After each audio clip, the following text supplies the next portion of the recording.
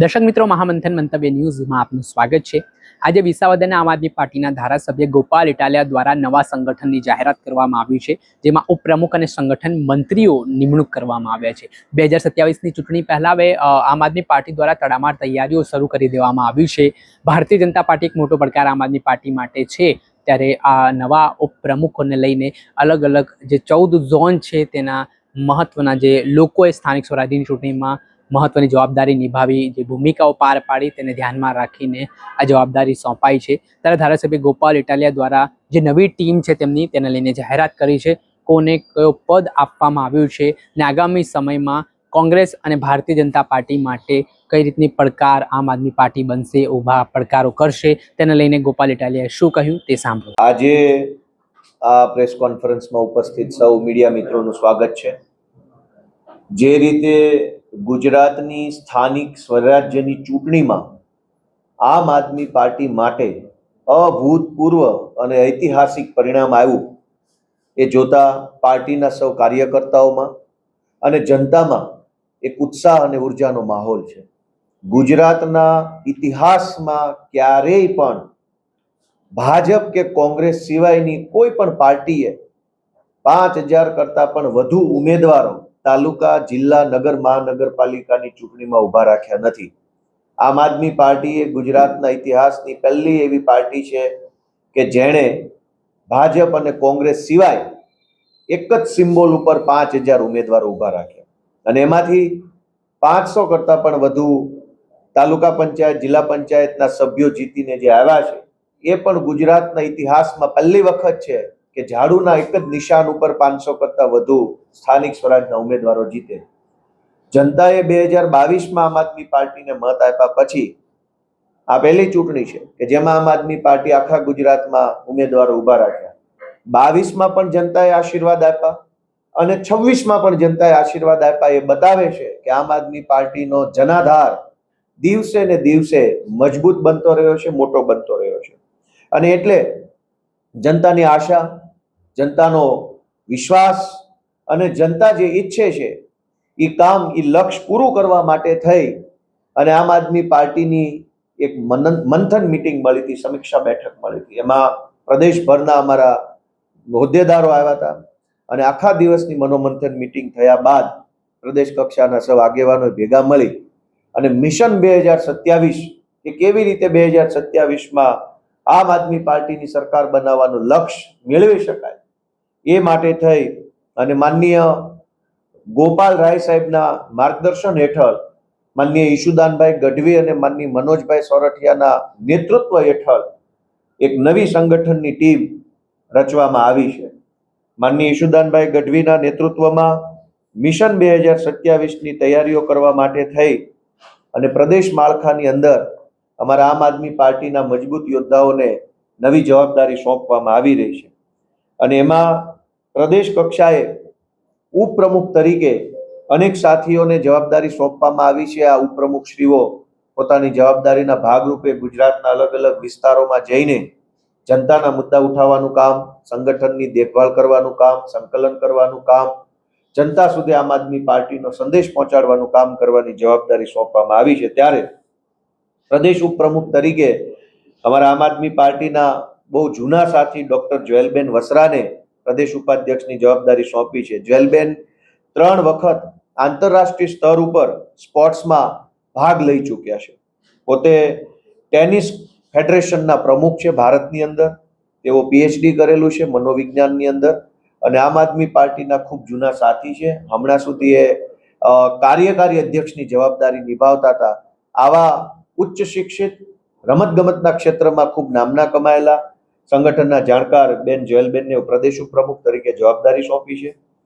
અમદાવાદ કચ્છી સમાજના પ્રમુખ અને અગ્રણી સીએ, કોર્પોરેટ જગતની અંદર જેમણે ખૂબ સારો એવો અનુભવ ધરાવે છે એવા સીએ કૈલાસદાન ગઢવીને પણ પ્રદેશ ઉપપ્રમુખ તરીકેની જવાબદારી સોંપી છે। હા, હું લડીશ એવો નારો આપનારા અમારા આમ આદમી પાર્ટીના પાયાના કાર્યકર્તા, ખૂબ જૂના સમયથી આમ આદમી પાર્ટી સાથે જોડાઈ દક્ષિણ ગુજરાતમાં સંગઠન મજબૂત કરવાનું કામ જેમણે કર્યું છે અને 2022ની ચૂંટણીમાં કામરેજ મત વિસ્તારમાં 1 લાખ કરતા પણ વધુ મત મેળવીને જેમણે ડંકો વગાડ્યો છે એવા શ્રી રામભાઈ ધડુકને પ્રદેશ ઉપપ્રમુખ તરીકે સ્થાન આપવામાં આવે છે.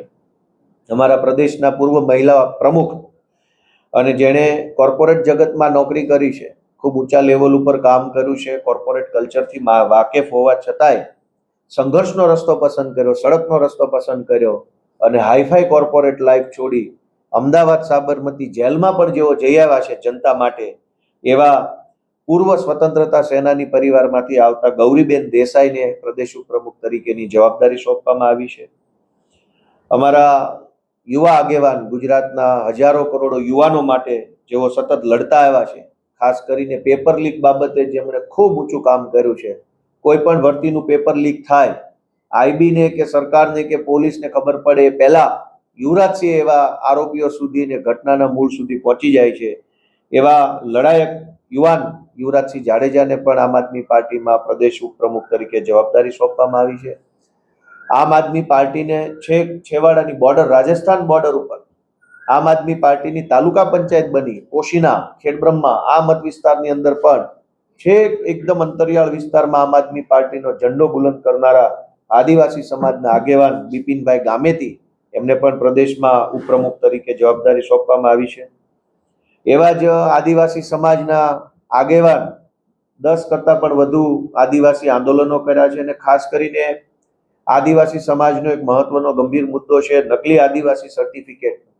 એ નકલી સર્ટિફિકેટ બાબતે લાંબા સમયથી જે લડાઈ લડી રહ્યા છે એવા આદિવાસી સમાજના કદાવર આગેવાન રાજુભાઈ વલવાઈ, એને પણ આમ આદમી પાર્ટીના પ્રદેશ ઉપપ્રમુખ તરીકે જવાબદારી સોંપવામાં આવી છે. કોળી સમાજના ખૂબ સારા એવા આગેવાન, સુરેન્દ્રનગર પંથકમાં કોળી સમાજ માટે હંમેશા સક્રિય અને સજાગ વ્યક્તિત્વ કહી શકાય એવા આમ આદમી પાર્ટીમાંથી ચૂંટણી લડેલા અને બહુ નજીવા માર્જિનથી ચૂંટણી જીતી નતા શક્યા એવા મયુરભાઈ સાકરિયા પણ પ્રદેશના ઉપપ્રમુખ તરીકે જવાબદારી સંભાળવાના છે. ઉત્તર ગુજરાતમાંથી ઠાકોર સમાજના આગેવાન છે, અખિલ ક્ષત્રિય ઠાકોર એકતા સમિતિના પ્રદેશ પ્રમુખ છે, ફિલ્મી જગત સાથે સંકળાયેલા છે અને સમાજ સેવામાં ખૂબ ઊંચું નામ છે એવા રાજકરણભાઈ ઠાકોર, એમને પણ પ્રદેશના ઉપપ્રમુખ તરીકે જવાબદારી સોંપવામાં આવી છે. નશા મુક્તિ અભિયાન માટે જેઓ હંમેશા સક્રિય રહે છે, કચ્છમાં આપણે જોયું હશે હમણાં કે દારૂના બાબતમાં જનતા રેડ કરી અને એમણે ખોટી રીતે હેરાનગતિનો સામનો કરવો પડ્યો છે. પોતે બહુ નિષ્ણાંત ડોક્ટર છે, ખૂબ સારું એવું એમનું પર્સનલ જીવન છે, ડોક્ટર છે, પૈસા કમાય છે, સારી લાઈફ જીવી શકે એમ છે, તેમ છતાંય સમાજનું કામ કરવા, લોકોને ઉપયોગી બનવા માટે જેઓએ અભિયાન હાથ ધર્યું છે એવા કચ્છથી અમારા ડોક્ટર કાયનાતબેન અંસારી આથા, એમને પણ પ્રદેશના ઉપપ્રમુખ તરીકે જવાબદારી સોંપવામાં આવે છે. અને હમણાં જેમણે ગોંડલની અંદર ડંકો વગાડ્યો છે, ગોંડલ વિશે આપણે બધા અહીંયા અમદાવાદમાં બેસીને ખૂબ સાંભળ્યું છે કે ભાઈ ત્યાં મિર્જાપુર જેવો માહોલ છે. સાચું ખોટું સ્થાનિક લોકોને વધારે ખબર હોય, અમને ખબર હોય, પણ બોલીએ નહીં બહુ. પણ ગોંડલ કે જ્યાં ડરનો માહોલ છે, ભયનો માહોલ છે, અને આપણે જોયું છે ઉપરા ઉપરી અનેક ઘટનાઓ ગોંડલમાં બની, હત્યાની, અપહરણની, લૂંટની, અને બધી જ ઘટનાઓ છેલ્લે દબાવી દેવામાં આવી. એવા ગોંડલમાં હિંમતથી જે અમારી રાણી લક્ષ્મીબાઈની જેમ લડાઈ લડે છે અને જેણે આંતરરાષ્ટ્રીય કુર્મી સેનાના ગુજરાત પ્રમુખ તરીકે જવાબદારી સંભાળી છે, હ્યુમન રાઇટના પ્રદેશ અધ્યક્ષ તરીકે જવાબદારી સંભાળી છે, અને ગોંડલમાં હમણાં જિલ્લા પંચાયતની 1 સીટ અને તાલુકા પંચાયતની અનેક સીટો જીતાડવા માટે જેમણે યોગદાન આપ્યું છે એવા જિગીશાબેન પટેલને પણ પ્રદેશના ઉપપ્રમુખ તરીકે જવાબદારી સોંપવામાં આવે છે.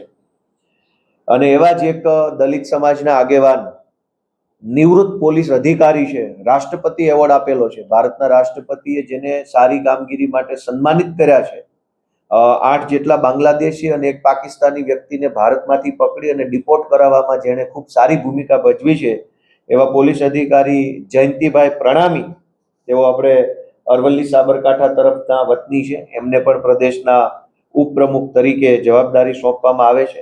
તો ઈશુદાનભાઈ ગઢવીના નેતૃત્વમાં અને મનોજભાઈ સોરઠિયાના માર્ગદર્શન હેઠળ આ સંગઠનની નવી ટીમમાં જેમને ઉપપ્રમુખ તરીકે જવાબદારી મળી છે, એમને હું ખૂબ ખૂબ શુભેચ્છાઓ પાઠવું છું. આ સિવાય અમારા આમ આદમી પાર્ટીના લગભગ સ્થાપના વખતના સભ્ય, જ્યારે આમ આદમી પાર્ટી બની ત્યારથી આમ આદમી પાર્ટી સાથે જોડાઈને એક વોરિયર તરીકે સતત આમ આદમી પાર્ટીની જ્યાં આપણે સાંભળ્યા હતા વિસાવદરના ધારાસભ્ય ગોપાલ ઇટાલિયાને તેમણે સમગ્ર જે સંગઠનનું માળખું આમ આદમી પાર્ટીએ નક્કી કર્યું છે આગામી 2027ની વિધાનસભાની ચૂંટણીને લઈને તેને લઈને માહિતી આપી છે અને આગામી સમયમાં નવા જૂનીના એંધાણ પણ જોવા મળી રહ્યા છે. દર્શક મિત્રો, આવા જ વિડીયો જોવા માટે મહામંથન મંતવ્ય ન્યૂઝ જોતા રહો.